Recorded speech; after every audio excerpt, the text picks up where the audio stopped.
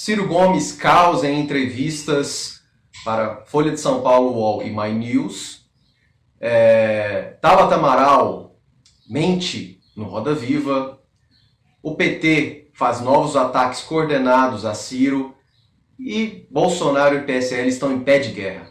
Essas são as manchetes do que eu vou tratar hoje.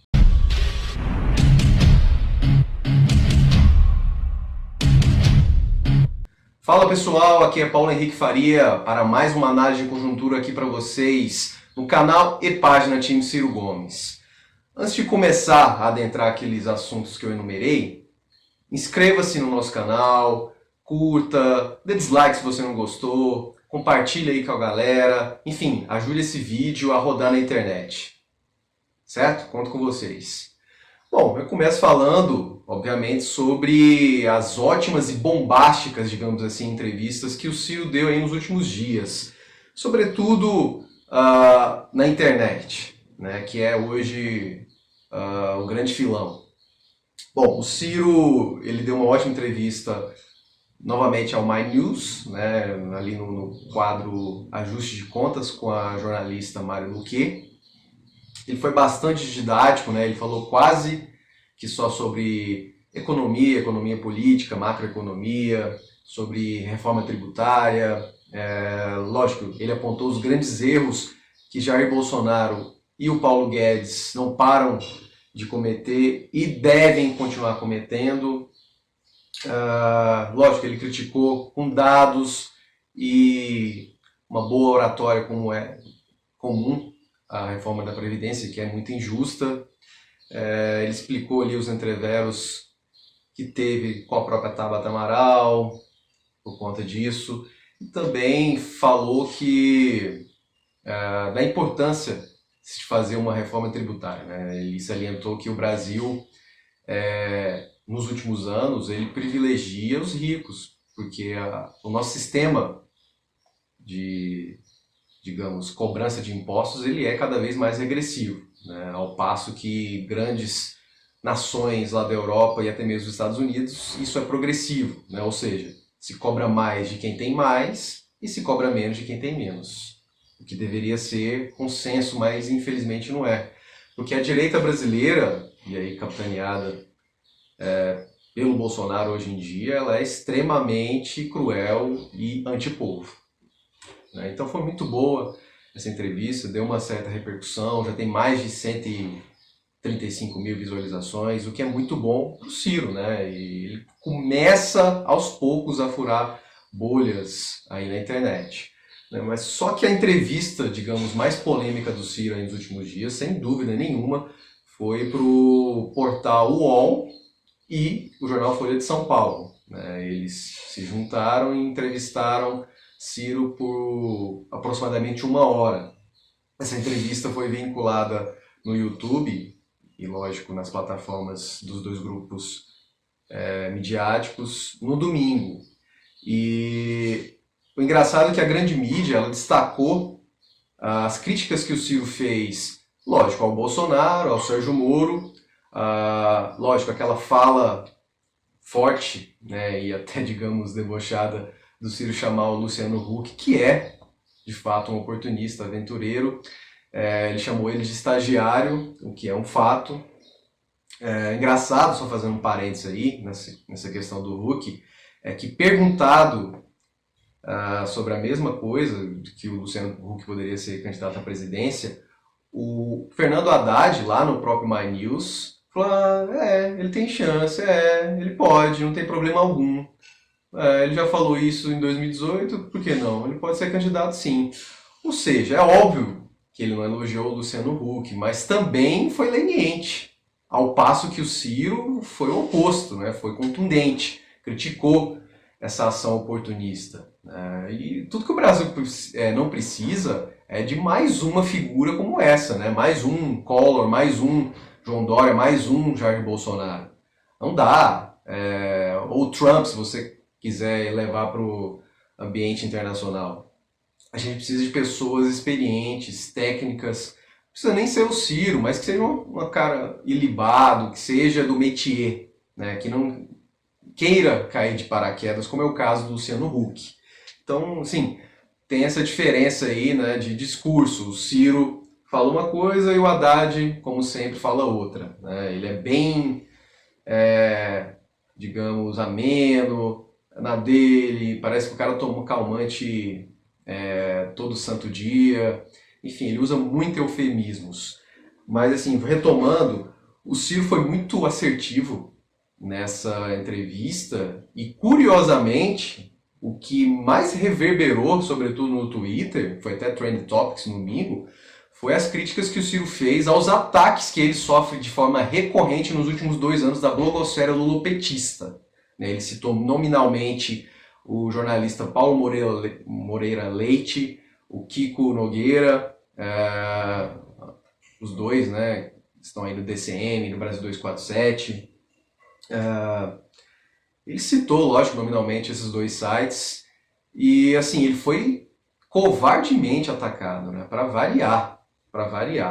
Daqui a pouco eu vou falar mais sobre isso, mas ainda para fechar essa questão aí das entrevistas e dos últimos passos do Ciro, foi muito boa essa entrevista, reverberou. Obrigado, petistas, por vocês terem ajudado o Ciro a furar a bolha novamente. E o outro caso curioso, digamos assim, aí dessa rixa, essa disputa de narrativa, é que enquanto a militância lulopetista, inflamada por esses blogs sacanas do PT, batiam fortemente no Ciro e só pegaram esse recorte inútil e bobo, grandes nomes da internet, até mesmo jornalismo como Glenn Greenwald e o Felipe Neto, destacaram a crítica bem forte que o Ciro fez ao Moro, né, e a Lava Jato, obviamente. Aí você vê a diferença, né? O que cada um acha mais importante. Bom, e para finalizar aí esse bloco sobre o Ciro, muito boas essas entrevistas. Uma outra entrevista que pouca gente repercutiu foi a que ele deu para o economista cearense Flávio Ataliba. Eu até acabei de ver ali a última parte. O economista Flávio Ataliba, ele gravou por volta de 1 hora e dividiu em 4 partes essa conversa que ele teve com o Ciro lá em Fortaleza. Eles abordaram, obviamente, mais os aspectos regionais ali do Ceará, né? Mas é muito importante porque se você acompanha o Ciro, quer conhecer mais sobre a trajetória dele, sobre o legado que ele e o grupo político dele deixou para o Estado cearense, é importante que vocês vejam essa entrevista. Ela está no canal Flávio Ataliba Economista. Procurem aí no YouTube, ficou muito bom. E é muito salutar porque eles falaram muito sobre os aspectos políticos e até históricos de lá, certo? É isso, eu espero que o Ciro continue dando cada vez mais entrevistas, que ele vá à TV aberta, que é muito importante também para chegar no povão. E eu aguardo ansioso aí pela entrevista, né, pela veiculação da entrevista que ele teve com o humorista Gustavo Mendes, deve estar para sair, certo? Bom, adiante, agora vamos falar sobre a entrevista da deputada federal Tabata Amaral no último Roda Viva, né, agora dessa segunda-feira.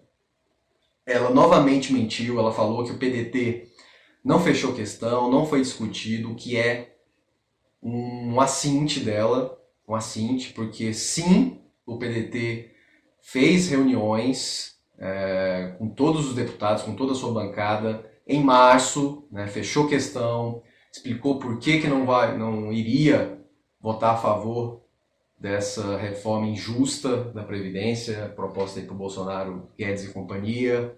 Lógico, propôs também substitutivos, mas não foram aceitos e, obviamente, o PDT não ia votar a favor. A Tabata sabia disso e, mesmo assim, foi lá, contrariou a todos e votou a favor, né? Então, assim, ela se disse vítima, que ela é atacada porque ela é mulher, o que é mentira.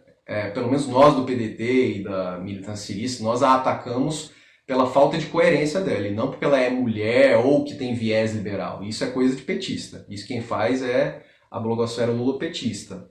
Mas, assim, é uma pena, né, que a Tabata se preste a esse papel calhorda, sólido e, no final das contas, piegas, né? E é óbvio que ela está de saída do PDT, né? Nós não vamos expulsá-las, vamos tentar pegar o mandato, né, porque o mandato é do partido, nós bancamos e apoiamos muito ela lá em São Paulo. Eu acho, pessoalmente, que não vai dar em nada, ela vai acabar indo para outro partido com o mandato, deve ir para Cidadania, PSDB, Novo, enfim. Mas é uma decepção muito grande, né? Eu mesmo já gravei vídeos apoiando-a, mas pela questão partidária, né? Pela essa questão de defesa da educação e de ser aliada do Ciro Gomes, e menos por ser quem ela é, né? E é isso, muito provavelmente ela deve ter até apoiar o Luciano Huck em 2022, vejam só, triste fim, né? Mas enfim, é página virada, vamos adiante.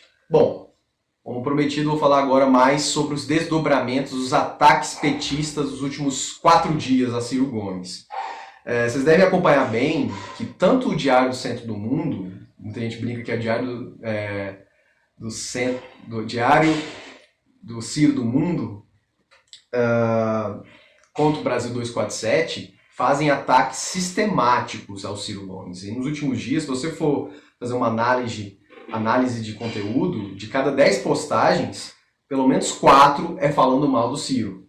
Né? Ou seja, eles falam mais mal do Ciro, batem mais no Ciro do que no Jair Bolsonaro, né? O governo protofascista, né? O arqui-inimigo, digamos assim, do petismo. Por que eles fazem isso? Porque eles não querem perder de forma alguma a hegemonia no campo progressista. Isso não é de hoje, mas assim, está ficando cada vez mais ridículo o que o PT e os seus sites, né, estão fazendo.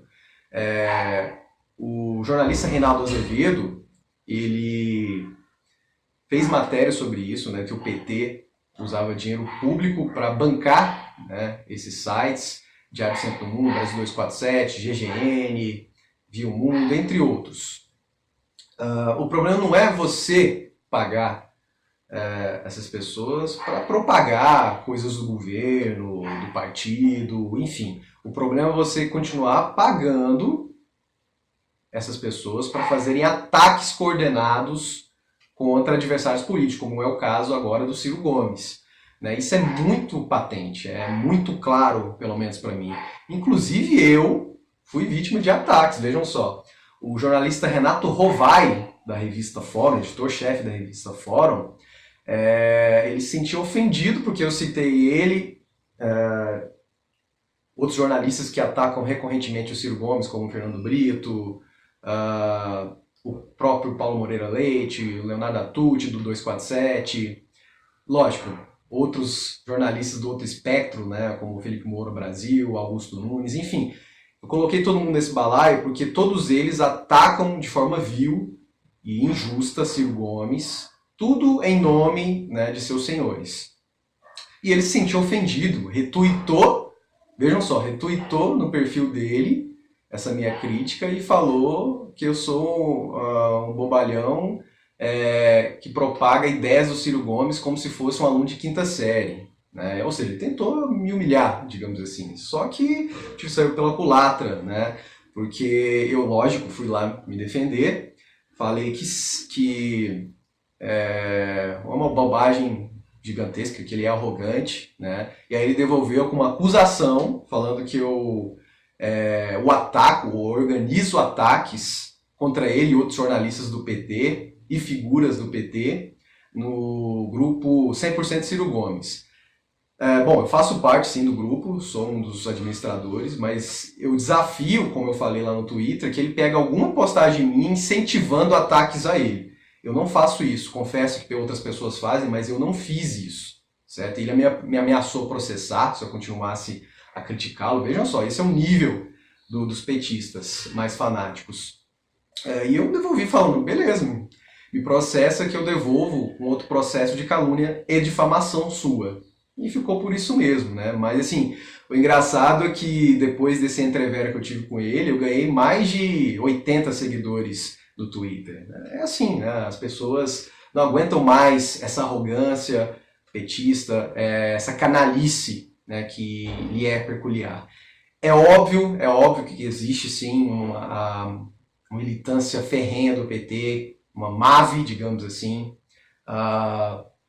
que é militância de ambiência virtual, né, vocês devem saber bem.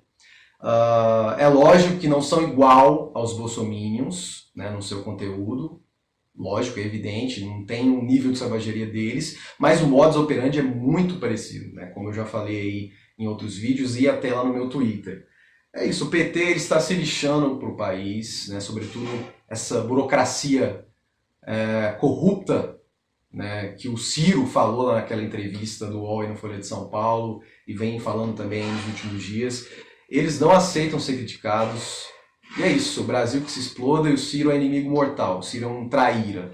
O gozado é que, assim, eles devem definir logo. Ou o Ciro morreu, como eles vêm falando aí nos últimos 4 meses, ou não, ele está muito forte e eles querem de tudo derrubá-lo, como fizeram com a Marina, né? Decida-se aí, galera. Ou o Ciro é importante, né? Tanto que ficam com essa ladainha de o Ciro foi para Paris no segundo turno. Tom, mas tudo bem, ele foi. Transferiu mais de 80% dos votos. E mesmo se ele tivesse transferido todos os 100% dos votos, não teria impedido a derrota do Fernando Haddad para o Jair Bolsonaro, né? Mas aí, é uma incoerência, uma hipocrisia que não tem fim, né? Mas, enfim, taquem pedras, nós vamos tacar dobrado de volta, beleza? É isso que eu tinha para falar para vocês.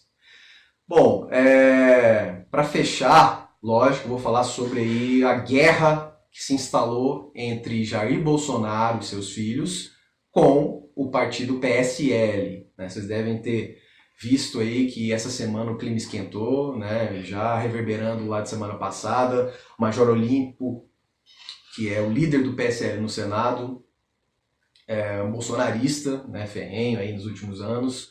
Ele atacou fortemente os filhos do Bolsonaro, sobretudo o Carlos, né, que ele chamou de doido, que ele deveria ir para o hospício. Falou que o Eduardo Bolsonaro não tem a menor condição de ser embaixador do Brasil lá nos Estados Unidos, o que é fato. E também cobrou explicações do seu colega de bancada lá no Senado, o Flávio Bolsonaro, filho mais velho, né, aquele envolvido em esquemas de laranjas e rachadinhas.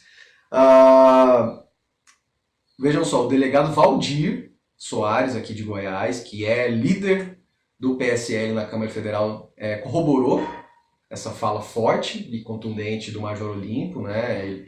Ele respondeu aquele comentário lá vazado do Bolsonaro: olha, não divulga isso não, o bivó tá queimado, não me atrela isso não, enfim.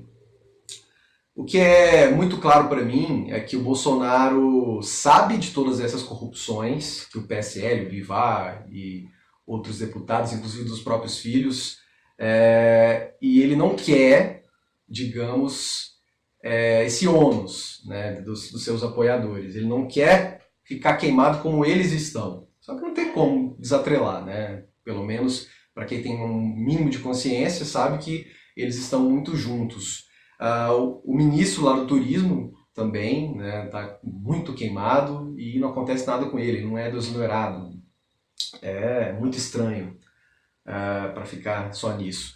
E assim, o Bolsonaro ele quer sair do PSL, né, ele e alguns deputados, não todos, não é a maioria inclusive, só que ele não saiu ainda por conta de quê? Do fundo partidário. A briga maior entre esse grupo que é pró-PSL e pró-Bolsonaro é pelo fundo partidário, que hoje é o mais felpudo, né? O fundo partidário do PSL é o maior do país atualmente, por conta da expressiva votação, né? Que a bancada que é a maior lá na Câmara Federal é mais de 200 milhões de reais, não lembro o número exato agora, mas assim, a disputa, né, dentro do PSL não é pelo poder em si, mas sim pelo dinheiro. Isso é muito claro, muito claro. E ao que tudo indica, vai haver uma cisão já já, né? Já já. O Bolsonaro já considera o próprio delegado Valdir, o Major Araújo, o Major Olímpio, o Major Araújo continua com o Bolsonaro. A Joyce Hasselmann, vejam só, a bolsonarista de carteirinha Joyce Hasselmann, como traidores, né? Porque eles estão ao lado do partido e contra o Bolsonaro, né? Vamos ver no que vai dar isso aí, né? Coisa boa é óbvio que não vai dar, não vai ter, né? É isso. O PT está se lixando para o país, ele quer manter o hegemonismo, e o bolsonarismo está também se lixando para a pátria, né? Ele quer manter o poder e deter o dinheiro. Vejam só. Vejam só a que ponto nós chegamos. Ficou um pouco mais longo, mas é muita coisa, né, para se dizer. Antes de encerrar, novamente inscreva-se, dê like, dê dislike se você não gostou, comente aí todos os itens que eu abordei aqui hoje, compartilha para a galera, e é isso. Daqui 14 dias estou de volta com mais uma análise política para vocês. Valeu e até mais!